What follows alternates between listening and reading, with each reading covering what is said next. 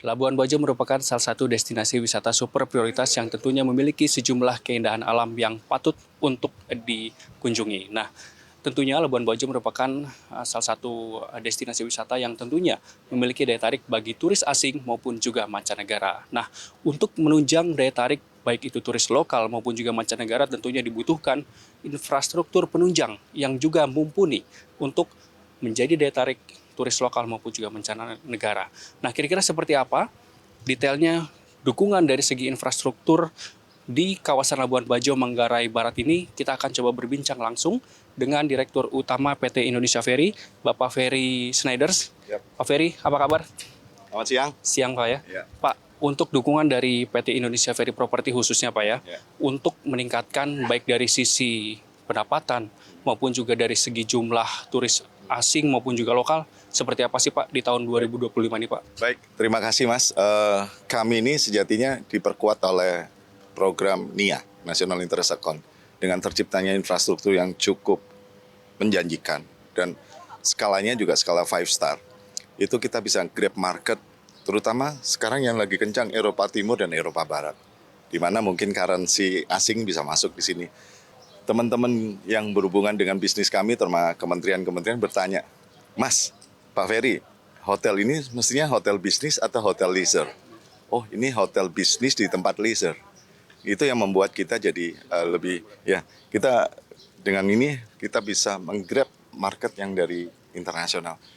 Saat ini di hotel kami ini sampai 60% justru dari overseas, kebanyakan China, Asia maupun Eropa.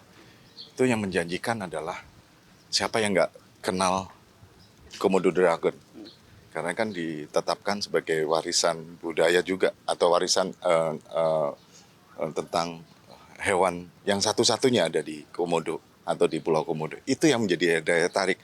Jadi istilahnya mata dunia memandang Labuan Bajo karena Komodo Dragon, harapannya juga pada saat mata dunia hadir di Labuan Bajo, itu mata dunia bisa memandang Meru Orah. Filosofi Meru Orah, Meru itu puncak, Orah itu Komodo, Maha Meru, ya, Maha Puncak, Orah itu Komodo. Jadi ada legenda bahwa Orah itu adalah Komodo adalah namanya si Orah. Itu. Kalau kita bicara soal okupansi hotel Pak ya, dari tahun ke tahun kira-kira ada peningkatan nggak sih Pak? Mengingat di tahun-tahun sebelumnya ada G20 juga Pak ya, dan juga sejumlah acara internasional yang digelar di Labuan Bajo ini. Kira-kira dari tahun ke tahun peningkatannya seperti apa Pak? Apakah cukup signifikan atau bagaimana? Baik, yang menarik kalau peningkatan di bawah 10% itu so-so lah bisnis. Kami bisa peningkatannya bisa 18-20%. Yang the best-nya itu tahun 2023 karena kami sejatinya di Hotel Meru Orah ini sudah melaksanakan 14 international event. Dari 2023 itu dikenal sama masyarakat umum maupun masyarakat overseas, pelanggan atau tamu-tamu overseas, sehingga mereka sekarang willing untuk datang ke sini, ingin tahu di mana keindahan Labuan Bajo. Ini yang menjadi, kalau Bapak atau Mas datang ke hotel kami langsung lihat pemandangan seperti ini, itu sesuatu yang tempatnya terbaik menurut saya. Karena di sudut pulau, pada saat kita ke kamar di sudut itu bisa melihat lautnya tidak 180 derajat, tapi 270 derajat. Itu sesuatu yang the best place ya menurut saya. Untuk menunjang ekonomi di Labuan Bajo khususnya untuk warga lokal terus berputar, dari PT Indonesia Ferry dukungannya seperti apa sih Pak? Misalkan salah satunya adalah untuk menunjang air tawar, kebutuhan air tawar tidak hanya untuk di hotel, tapi juga untuk nantinya berlayar bagi turis asing dengan menggunakan kapal pinisi itu kan menggunakan air tawar juga Pak ya. Itu bagaimana Pak? Nah, selain air tawar, ini tempat yang kita jalan santai ini kita sudah 4 kali session festival UMKM. Di sini UMKM jual semua produk hasil produk kearifan lokal, handicraft, kain tenun dan sebagainya. Kami kasih free. Kami kerjasama sama BPO LPF, Badan Otorita Pariwisata Labuan Bajo. Kami kerjasama sama Pemkab. Jadi semua masyarakat bisa mengakses gini, bahkan tamu hotel, wah seru nih turun ke sini. Itu satu, untuk pengembangan bagaimana, artinya gini, berbisnis itu kan nggak boleh area kita aja yang cemerlang, yang bersinar. Tapi surrounding juga harus ikut bersinar juga. Itu yang kita lakukan. Bahkan kita akan melakukan penataan kampung ujung. Tadi ada salah satu rumah adat. Itu salah satu aspeknya. Aspek yang lain, penyediaan air tawar. Ini kalau sudah marina jadi 136 berth, pasti siapapun yang sandar akan butuh listrik, air, logistik gitu kan, wifi. Terutama air tawar itu yang cukup besar karena kapasitas kami bisa sampai 200 ton. Dengan demikian kami bisa jual ke kapal-kapal pinisi untuk menjamin operasionalnya. Kadang cari air tawar agak susah di sini. Plus sama kapal feri, penyeberangan ini dari Labuan Bajo ke Sape itu 6 jam pelayaran. Itu juga menjadi, karena ASDP tagline-nya kan we bridge the nation. Itu kami juga harus full support supaya keberadaan untuk layanan ASDP juga nggak terganggu. Bagaimana dengan masyarakat sekitar sini? Kami juga akan kembangkan mobil tangki sehingga kami bisa expand menjual air tawar dengan harga yang cukup bisa untuk dibutuhkan oleh masyarakat sini dengan kita expand ke daratan Labuan Bajo. Itu Mas. Kalau bicara tadi Bapak bilang produksi air tawar bisa mencapai 200 ton Pak ya? Ya, per hari. Per hari ya? Ya. Itu estimasi pendapatan bahkan hingga per tahun itu berapa sih Pak? Oke, kalau sejatinya kami tidak investasi. Kami bermitra. Bermitra dengan multinational company, salah satu multinational company. Jadi pendekatannya presentasi karena pada saat kami menggunakan air untuk konsumsi hotel sendiri dan komersial, itu dari HPP, itu kami diberi harga HPP ditambah 8%. Akan tetapi kalau kami menjual, jadi kan dari 200 ton per hari, itu selisanya dipakai oleh hotel 75, sisa 125 ton. Nah kalau kami menjual keluar, itu kami bisa mendapatkan fee sampai 17-20%.